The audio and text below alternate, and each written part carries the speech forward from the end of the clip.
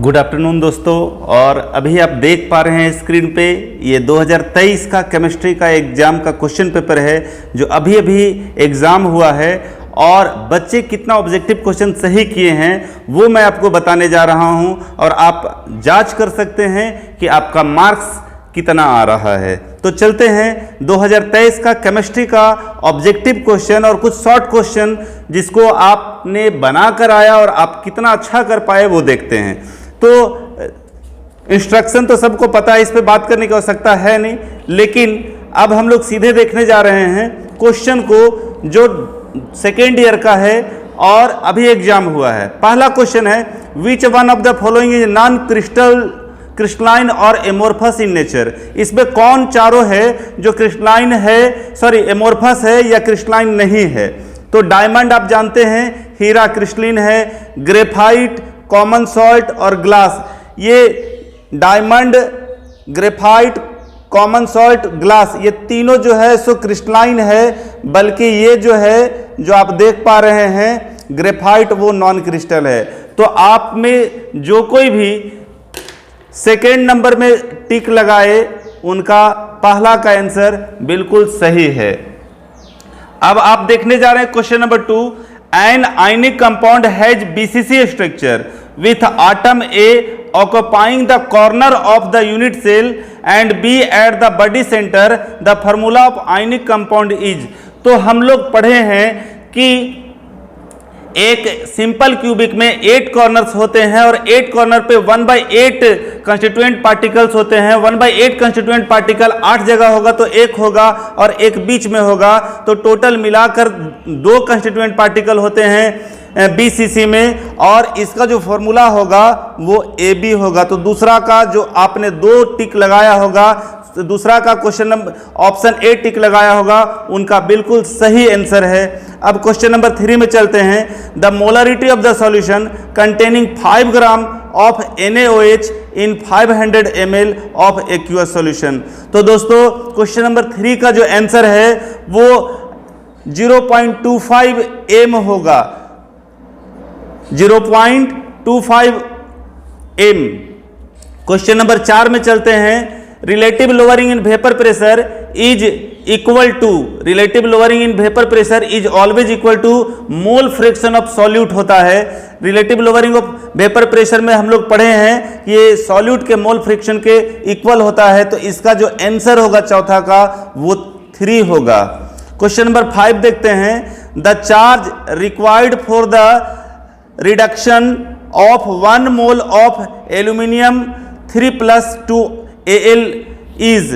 तो हम यहाँ पे एल्यूमिनियम का 3 चार्ज है और इसको जब हम मल्टीप्लाई करते हैं 96,500 से, तो ये जो आंसर आएगा वो आंसर होगा 289,500C। Question number 6।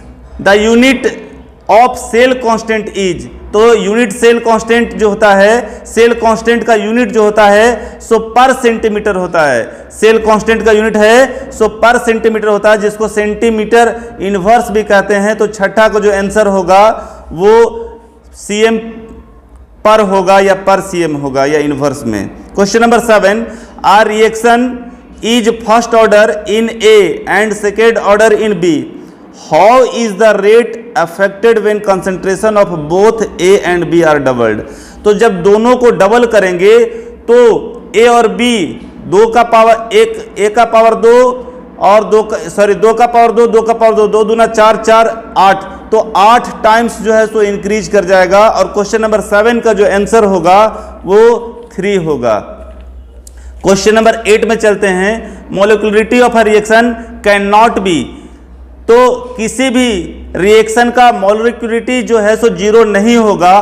Order of reaction 0 हो सकता है लेकिन मोलिकुलरिटी 0 नहीं होगा। तो क्वेश्चन नंबर 8 का जो आंसर होगा वो 1 होगा यानी 0 होगा। क्वेश्चन नंबर 9 में चलते हैं। Which of the following is aerosol. तो इसमें कौन एरोसॉल है, स्मोक, सॉप लेटर, मिल्क या बटर। तो आपको पता होना चाहिए कि स्मोक जो है सो एरोसॉल होता है। क्वेश्चन नंबर 10 में चलते हैं। The process of settling of colloidal particles is called. The process of settling of colloidal particles is called. तो आप पढ़े होंगे कि कोगुलेशन, जैसे दूध में हम नींबू डाल देते हैं तो वो फट जाता है, उसी प्रोसेस को हम लोग कोगुलेशन कहते हैं, और यहाँ कोलाइड में भी वही होता है। तो क्वेश्चन नंबर 3 का जो आंसर होगा, 10 का जो आंसर होगा वो बिल्कुल 3 होगा। क्वेश्चन नंबर 11 जो काफी आसान है, कैलेमाइन जो है सो किसका ओर है? तो आपको याद रहना चाहिए कि कैलेमाइन जिंक का ओर होता है। Leaching is a process for, question number 12 है कि लीचिंग जो है सो किसका प्रोसेस होता है? तो कॉन्सेंट्रेशन का होता है। क्वेश्चन नंबर 12 का जो आंसर होगा सो 2 होगा। क्वेश्चन नंबर 13 में चलते हैं। Which of the following process is used for purification of nickel? Nickel के प्यूरिफिकेशन के लिए कौन सा मेथड का यूज करते हैं? तो आपको पता होना चाहिए कि मुंड प्रोसेस से हम लोग निकेल का रिफाइनिंग करते हैं। क्वेश्चन नंबर 13 का दूसरा आंसर होगा। क्वेश्चन नंबर 14 में चलते हैं। Which of the following does not exist? कौन एग्जिस्ट नहीं करता है? तो जो भी इसमें टिक लगाया है पहला नंबर वो गलत है। PCl5 एग्जिस्ट करता है, ASCl, NCl5, ASCl5 और SbCl5। इसमें कह रहा है कि कौन एग्जिस्ट नहीं करता है? तो NCl5 एग्जिस्ट नहीं करेगा।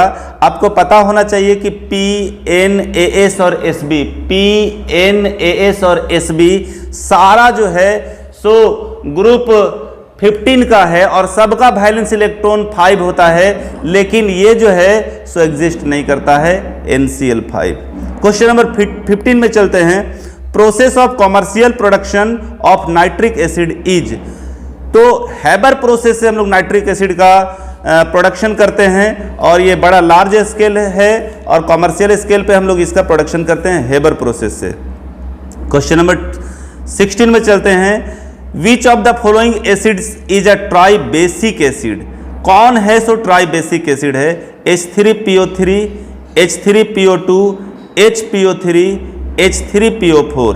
क्वेश्चन नंबर 16, और क्वेश्चन नंबर 16 का जो आंसर होगा वो होगा HPO3। क्या होगा? HPO3। क्वेश्चन नंबर 17 में चलते हैं। क्वेश्चन नंबर 17 में चलते हैं। Which one of the following is diamagnetic in nature? इसमें कौन है सो डाई मैग्नेटिक है? तो आपको पता होना चाहिए कि Ni2+ जो है सो डाई मैग्नेटिक होता है।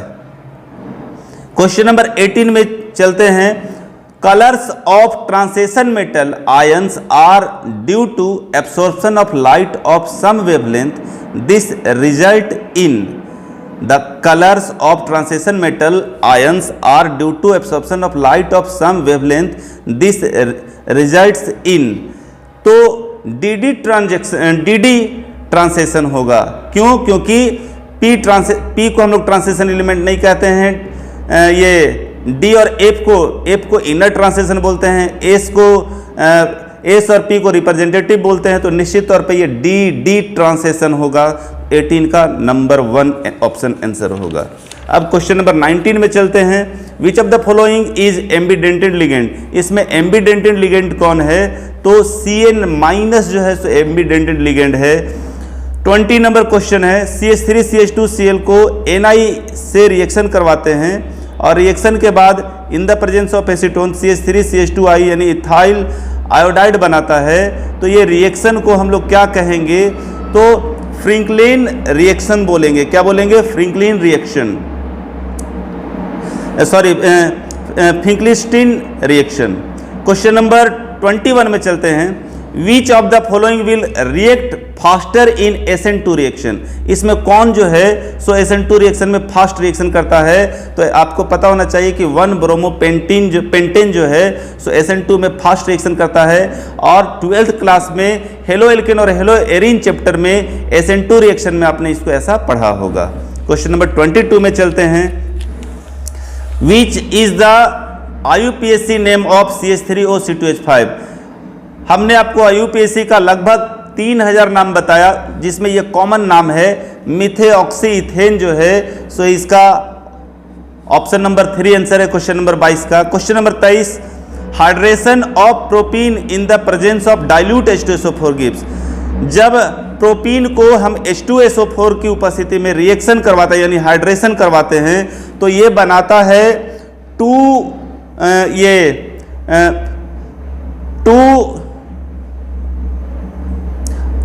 ऑल प्रोपेन टू ऑल या propane two ol. Question number 23 का जो ऑप्शन होगा वो क्वेश्चन नंबर 2 होगा। क्वेश्चन नंबर 24 में चलते हैं और क्वेश्चन नंबर 24 जो है सो काफ़ी आसान है। एसिटल्डिहाइड 4H के साथ यानी रिडक्शन करेगा और रिडक्शन करने के बाद ये इथेन बनाता है। क्वेश्चन नंबर 24 का जो आंसर है वो 2 होगा। जिसने भी टिक लगाया है बिल्कुल सही टिक लगाया है। और अभी भी क्वेश्चन हमको मिला है और हम तुरंत सोचे कि बच्चों को ऑब्जेक्टिव बता दे ताकि वो खुद से जांच कर पाए कि उनका नंबर कितना आ रहा है। Tollens reagent is, Tollens reagent क्या होता है? तो टॉलेंस रिएजेंट में हम लोग सीधा ही पढ़े थे, अमोनियाकल सिल्वर नाइट्रेट सॉल्यूशन को ही टॉलेंट रिएजेंट कहते हैं हम लोग। क्वेश्चन नंबर 26 में चलते हैं। इन बेंजल्डिहाइड, बेंजल्डिहाइड जो है सो ऑक्सीजन के साथ अभिक्रिया करके क्या बनाएगा? तो निश्चित तौर पे बेंजोइक एसिड बनाएगा। क्या बनाएगा? Benzoic acid. और यही एक same reaction what happen when में भी आपको आगे दिया हुआ है, इसी टाइप का रिएक्शन हम उसको भी देखेंगे। क्वेश्चन नंबर 27 में चलते हैं। क्वेश्चन नंबर 27 जो है कहता है when acetamide is heated with an aqueous solution of sodium hydroxide and bromine the product formed is. कहता है कि aqueous solution of sodium hydroxide bromine के साथ अभिक्रिया करके क्या प्रोडक्ट बनाने वाला है? तो आपको पता होना चाहिए कि ये मिथाइल एमीन है सो बनाता है। विच of the following is functional group of primary amine? तो प्राइमरी एमाइन का जो आंसर होगा ये बिल्कुल गलत लगाया हुआ है टिक। प्राइमरी एमाइन का होता है RNH2, सेकेंडरी का R2NH और टर्शियरी का R3N। तो RNH2 ऑप्शन नंबर 2 जो है सो इसका सही आंसर होगा। क्वेश्चन नंबर 28 का आंसर 2 होगा। जिसने भी क्वेश्चन में टिक 3 लगाया है वो उसका गलत है। क्वेश्चन नंबर 29 पे चलते हैं। Protein are polymer of amino acid. Protein जो है सो एमिनो एसिड का पॉलीमर होता है। प्रोटीन एमिनो एसिड का पॉलीमर होता है, आप देख पा रहे होंगे। दैट आर ये connected to each other by. तो ये कौन सा बॉन्ड से बंधा होता है? तो बिल्कुल सही जवाब आपने दिया है। जिसने भी टिक लगाया 3 नंबर का आंसर होगा 29 का, और पेप्टाइड बॉन्ड के द्वारा ये बंधा होता है। क्वेश्चन नंबर 30 में which base is not found in DNA? कौन सा डीएनए में नहीं पाया जाता है? तो यूरासिल, जिसको यू कहते हैं, ये डीएनए में नहीं पाया जाता है। क्वेश्चन नंबर 31 में चलते हैं। क्वेश्चन नंबर 31 कहता है रिकेट्स किसकी कमी से होता है? रिकेट्स एक प्रकार का बीमारी होता है और कहता है कि ये किसकी कमी से होता है? तो आपको पता होना चाहिए कि विटामिन डी की कमी से रिकेट्स होता है। एनसीईआरटी में एक छोटा सा टेबल दिया जिसमें ये दिया है। Question number 32 caprolactam. मजाक में हम क्लास में इसको पढ़ा करते थे कपारोलैक्टम। तो कैप्रोलैक्टम जो है सो नाइलॉन 6 का मोनोमर है। 32 का जो आंसर होगा वो 1 होगा। क्वेश्चन नंबर 33 में चलते हैं। The element which is added to raw rubber to improve its physical properties. तो हम आपको बता दें कि चार्ल्स गुडियर ने इंस्टेंटली जब रबर में सल्फर मिलाया था तो उसका प्रॉपर्टी यानी इलास्टिसिटी का प्रॉपर्टी बढ़ गया था। तो चार्ल्स गुडियर ने रबर में सल्फर मिला के उसकी प्रॉपर्टी को इम्प्रूव किया था। तो इसका 33 का जो आंसर होगा सो ऑप्शन नंबर 2 होगा। क्वेश्चन नंबर 34 में चलते हैं। Which of the following is used as disinfectant?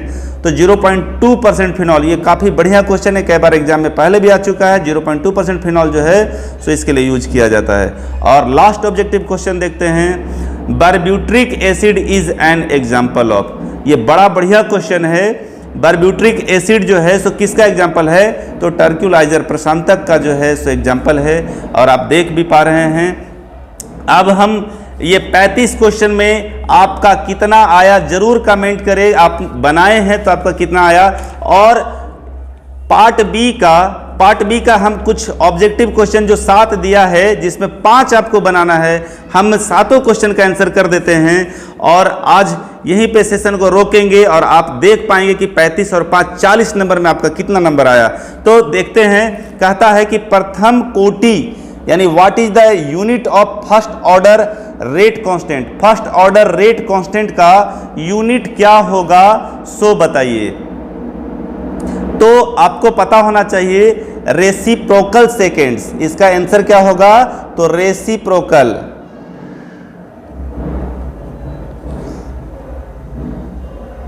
या सेकेंड इनवर्स। क्वेश्चन नंबर 2 में बोलता है what is the geometry of complex TiH2O का होल 6 3+, तो ऑक्टाहेड्रल, इसका आंसर जो होगा सो ऑक्टाहेड्रल होगा स्ट्रक्चर। क्वेश्चन नंबर 2 का आंसर जो है सो ऑक्टाहेड्रल कॉम्प्लेक्स का है।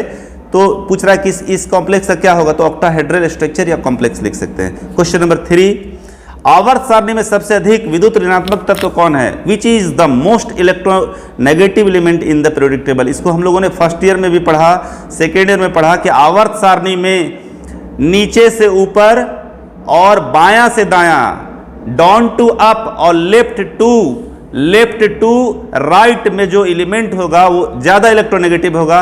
लेकिन ग्रुप 18 होने के कारण, ग्रुप 18 इनर्ट है, तो इसके जस्ट बगल में ऊपर में जो है सो फ्लोरीन है, तो इसका आंसर जो है सो फ्लोरीन होगा। Question number 4, right the electronic configuration of CO2+, तो CO2+ का स्ट्रक्चर कितना होगा, 27 यहाँ लिख भी दिया है आपको, तो इसका 1s2 2s2 2p6 3s2 3p6 3d7 और 4s0, इसका एक इसमें जंप करके चला जाता है। आप गिन सकते हैं 6 4 10, 6 4 10 2 12 और 6 18 और 2 18 और 7 25, 25 में 2 जो है सो चला जाएगा, 2 किसी को दे दिया है, ये 2 किसी से लिया है, तो 25 और 2 27। कहता है कि नेम 2, इसका एक और आप एग्जाम्पल दे सकते हैं AR से, सॉरी AR 3d7 4s0। 5वां का क्वेश्चन है कि 2 न्यूक्लिक एसिड का नाम बताइए। कितना आसान है, RNA and DNA। Question number 6, buna S एकलक का नाम लिखिए। What is the monomer of buna S, तो स्टाइरिन और ब्यूटाडीन,